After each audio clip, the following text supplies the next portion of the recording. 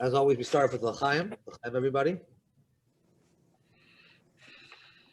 And for those of you who are repeat offenders here, joining us, you'll recall that the first few sentences that come out of my mouth are always similar, and I hope they stay that way. And that is, this is by far the most amazing Parsha you're ever going to experience in your life.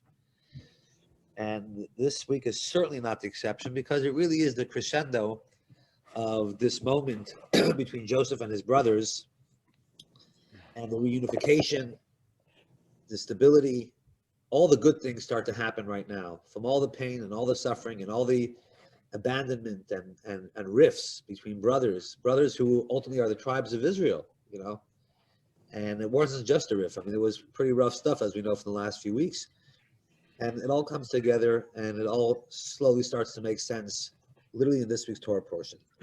There's a lot to say, and there's a lot to unpack when it comes to Joseph, but I'm going to, as our format is, I'll share something, and Reuven will share something, and we each may or may not take a comment on each other, and then of course we open it up to the class to take to give questions, ask questions, etc.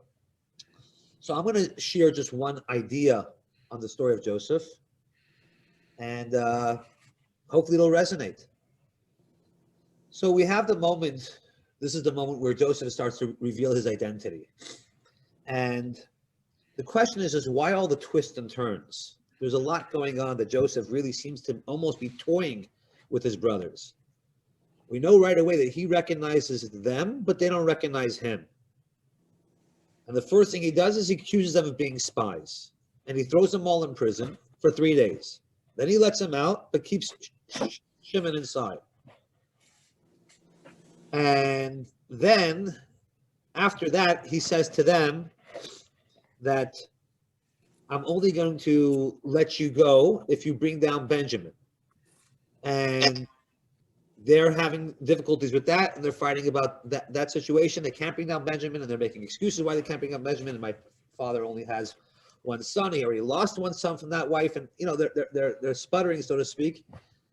And then, of course, there's a whole setup where he sets them back with their money that they came to buy the grain. They go back, something strange. They came with money to buy grain. The money wasn't taken from them. They have the grain and the money. It's very confusing. They go back to Jacob to try to bring down Benjamin. Jacob won't hear from it. He says, I can't lose another one. Judah finally steps up and says, I'll take care of him. I will manage him completely. It's all on me. They go back to Joseph. In the meantime, Joseph is going out to a closet, to a side room, crying because he can't handle his own emotions, because he knows what's happening. We talk about, a mixed emotions and complete discord going on in a family unit over here. Why? Why did he just sit down with them, maybe get a good therapist and say, listen, let's bygones be bygones. We have our opportunity to right the ship. No, it's a whole complicated twists and turns that keep on going back and forth.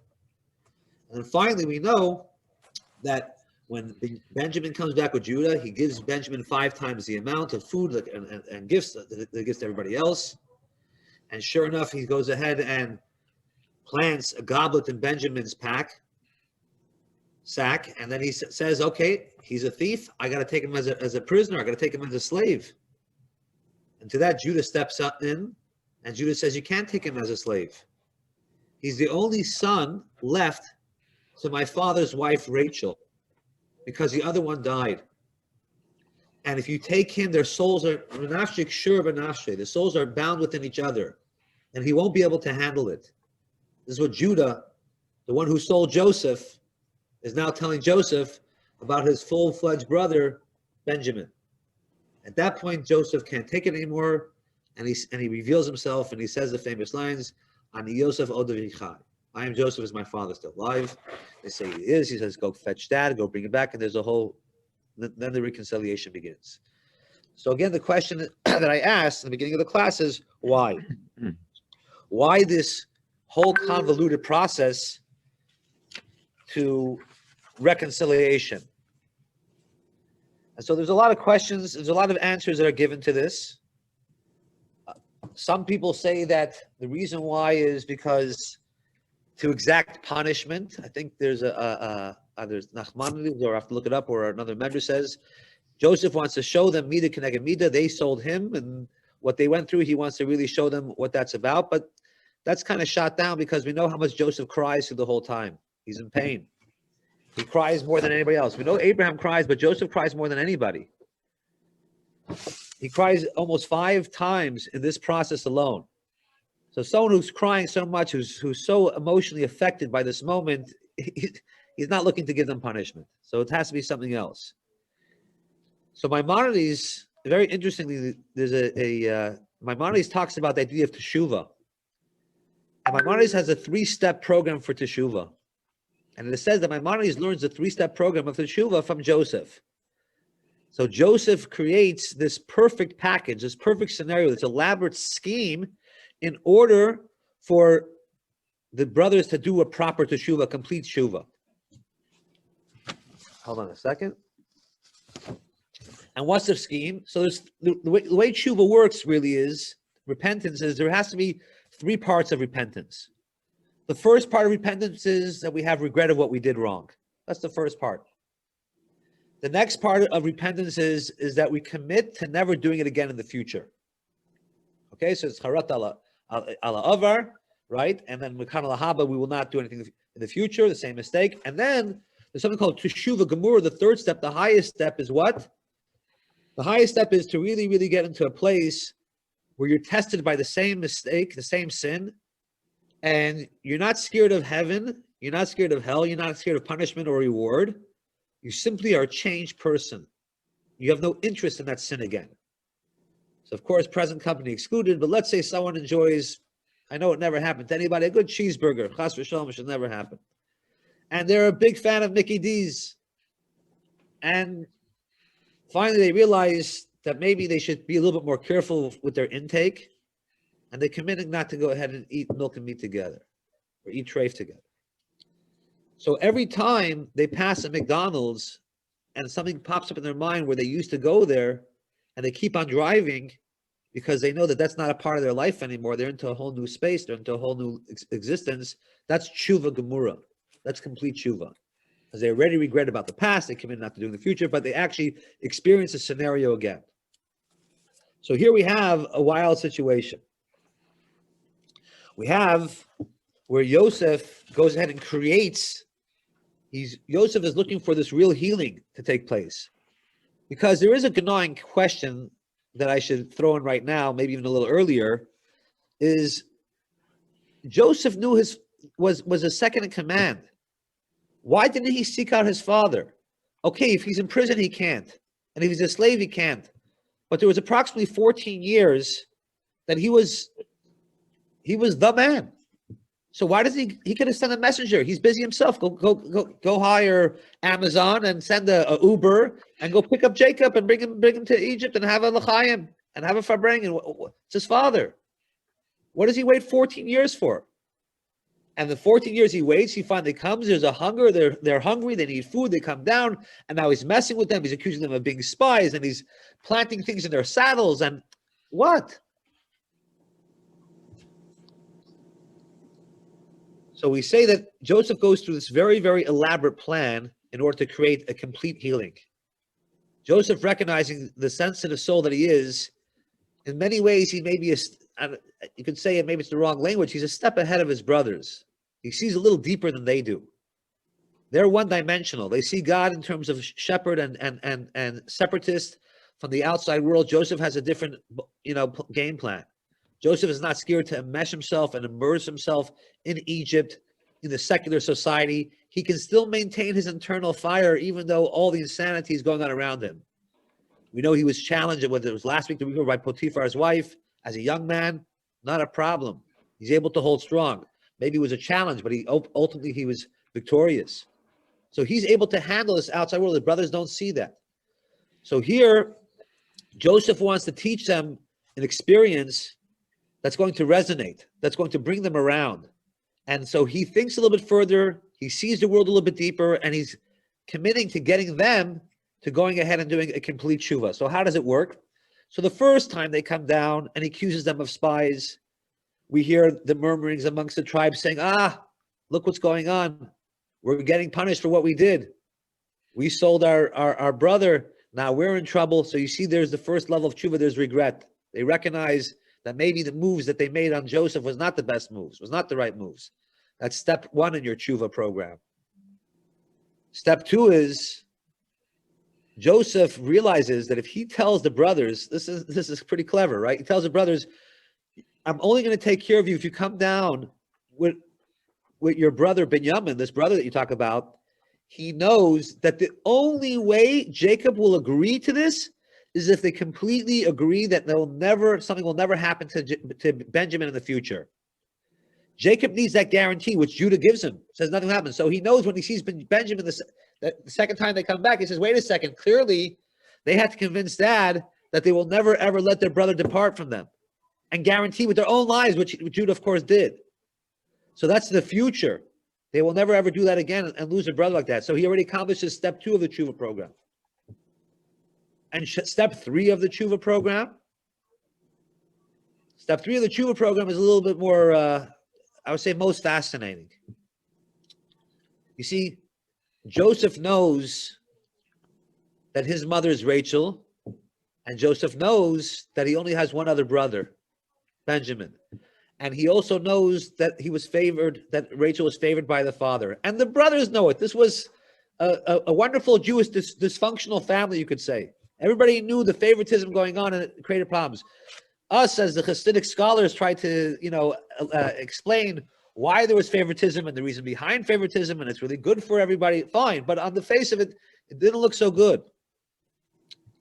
And so, why did they sell him? Because they were jealous. The children of Leah were not excited about the child of Rachel. So, what does Joseph do?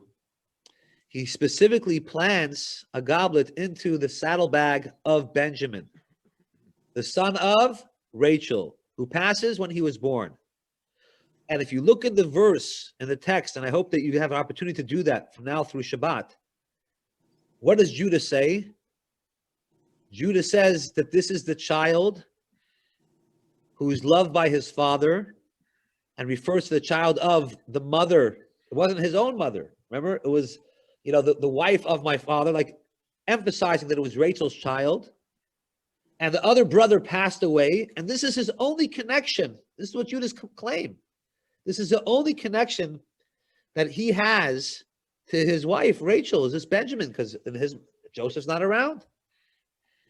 So Judah goes out of his way in a moment where he could easily have said, this kid, he's not my brother. He's Rachel's child. He's not Leah's child.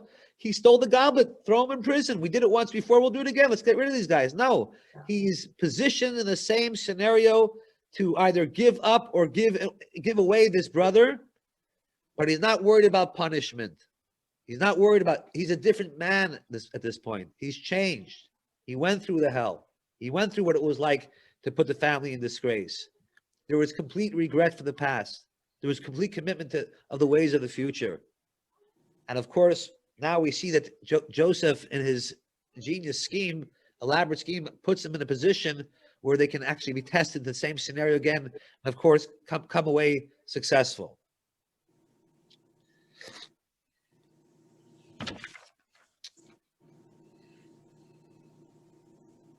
So we know that in looking at the scenario, it could have easily have said that, yes, maybe Joseph should have just sent a messenger to the father. But there's something in Hasidic terminology. We refer to the first psych book of Chabad Hasidism, known as the Tanya. Rabbi Steinsaltz, who passed away this year, has a great book called The Longer, Shorter Way, because the Alter Rebbe talks about the Tanya as a method to connect to godliness as the longer, short way, as opposed to the short, long way. You see, the short, long way of connecting, at least in this situation, would have been, okay, let's get Dad here, and Dad misses me, he'll hug me, we'll have a moment, a Hollywood moment, a Hollywood ending, but all the rifts and all the residue between the brothers and himself would have not been healed. Joseph chooses to go the long, short way. He goes out of his way to make this a long, painful process, but now when they reconcile, it's not just about Joseph being the beloved son, reconciling with his father. Now all the brothers are together. They're all united. They're all on the same page. They're all the children of Jacob. There is no differences anymore. They all really, really worked hard through their own process of tshuva and healing to be the same. For that, Joseph was willing to go ahead and even go into his own pain. You don't think Joseph wanted to be reunited with his father? He didn't want to be reunited with his brothers. He didn't understand his own power and his ability. But he knew that this is going to be the nation of the Jewish people that's going to have to fight through some difficult times. And they're going to go, there's going to be in Egypt, and there's going to be other pharaohs, there's going to be pyramids, there's going to be a slave period. And only through that do they ultimately have the strength to ultimately be the Jewish nation, receive the Torah, and ultimately go to Israel. And in order for us to be healthy and be able to experience that level of success, that level of godliness, to be a light unto the nations, healing can't be a quick fix. Healing, tshuva, has to be a difficult process. So many of us so often say, you know, it's maybe for someone else. I'm not that religious. I'm not that kind of a Jew. How often do we all tell ourselves that story? We write about different rabbis that do like the vaccine. Oh, that kind of rabbi, this kind of rabbi. Even rabbis refer to other rabbis and have that same dilemma. Let's not make that mistake. Each of us have to go through our own teshuvah, our own process, our own healing. And let's not look for a quick fix. Everybody has a story to share. Joseph's story is quite fascinating. And, you know, I'll conclude with the final expression. You know, the very end, Joseph tells his brothers, he says, don't be upset. Let's see if I have it over here in the Chumash. He says,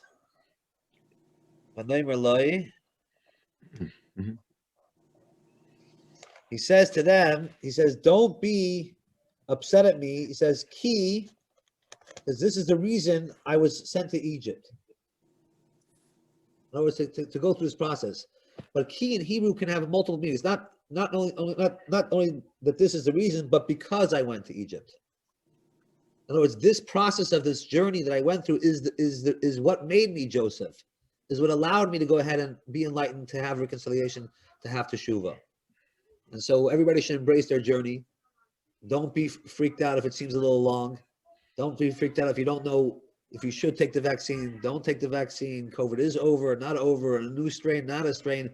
These are journeys that we're all going through.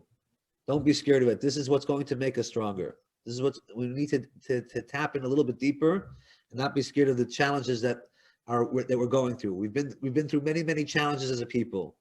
Let's double down. Let's dig in, learn more Torah, get on more Zoom, and let's learn from Joseph and his brothers to overcome difficulty, to ultimately find harmony and become what is to be 3,000 years later still the Jewish people talking about him. So l'chaim, l'chaim.